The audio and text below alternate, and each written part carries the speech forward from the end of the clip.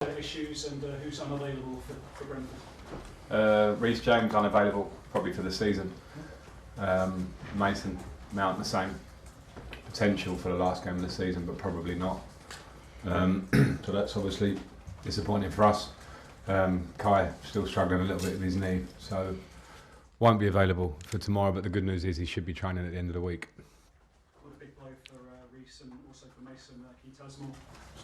For all of us, you know, because they're big players. But Reece had a hamstring injury that he picked up in the Madrid game, got through the game, but we scanned it the following days.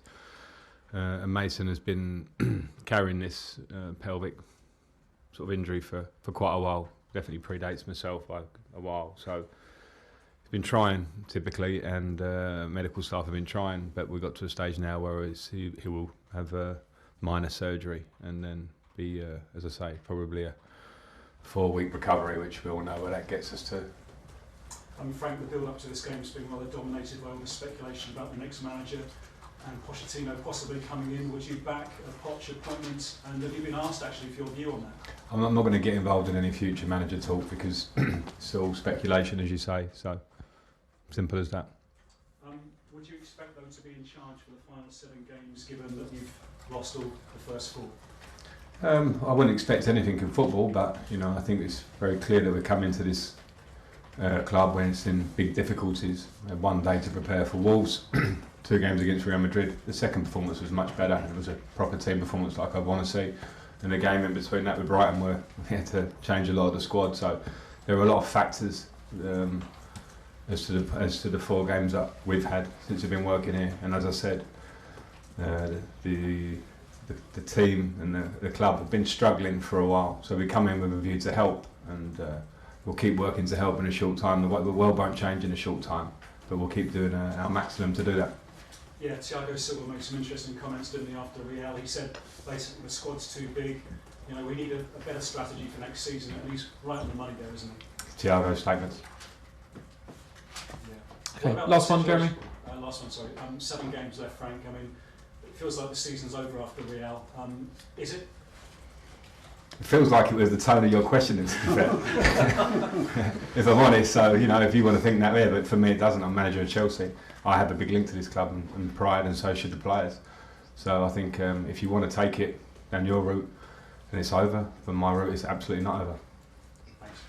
Olivia. Thanks. PLP. Right.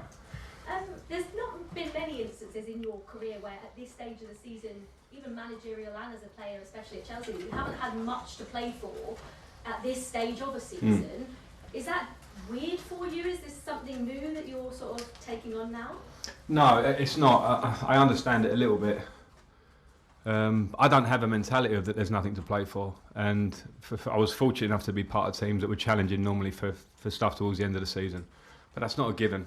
In fact, we've been fortunate at Chelsea to have that for what, 15, 20 years now. There's a lot of clubs, big status in the Premier League, that don't do that. We do it. That's why maybe we feel it that bit more.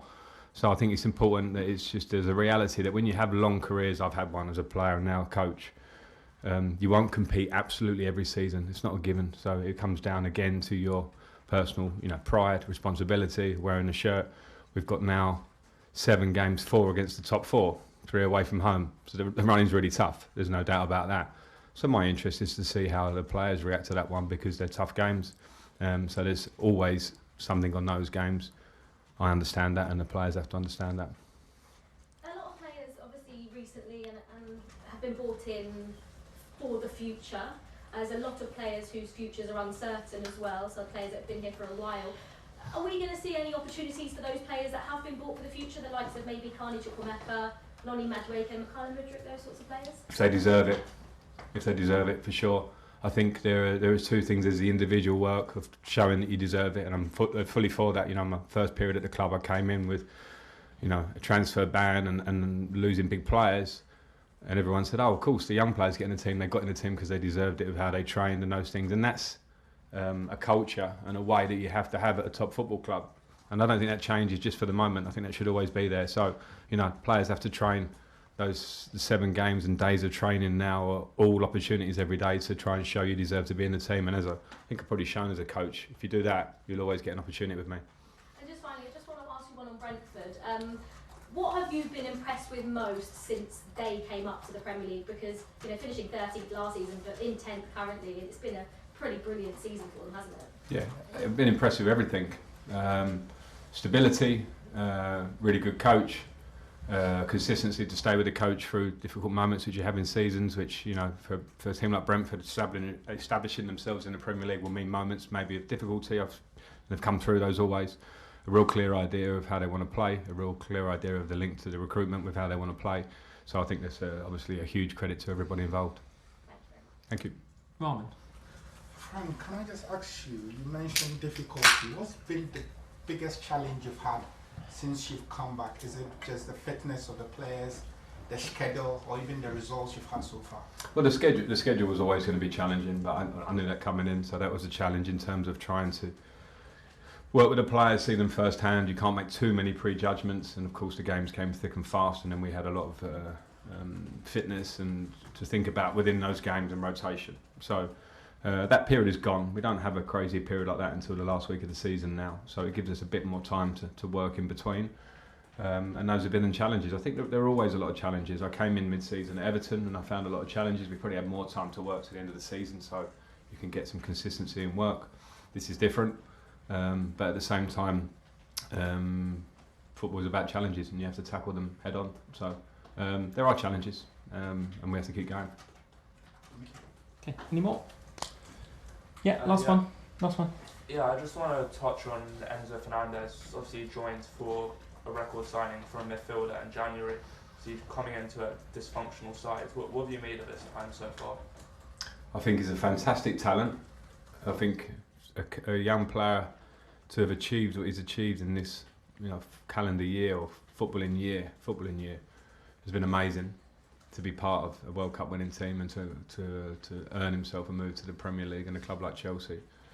And I agree, maybe it's a difficult moment to come to the club. He's been here now, you know, for a few months, and it's been a difficult time, which will be a challenge for him. But at the same time, I think it's a challenge that will make him better, because everybody will put a lot of eyes on his performance, give him a lot of responsibility, when the reality is that his age coming here, he also needs support and help and all those things, and those things can take time, like speaking the language, for instance. So I think he's a fantastic talent, and I think he is the future of Chelsea, one of, you know, central to a lot of it. But we must also give him that bit of time to settle, because a lot would have happened to him very quickly, you know. So, but yeah, I really like Enzo. I've been very, very impressed with him. Okay, we'll leave it there. Cameras on.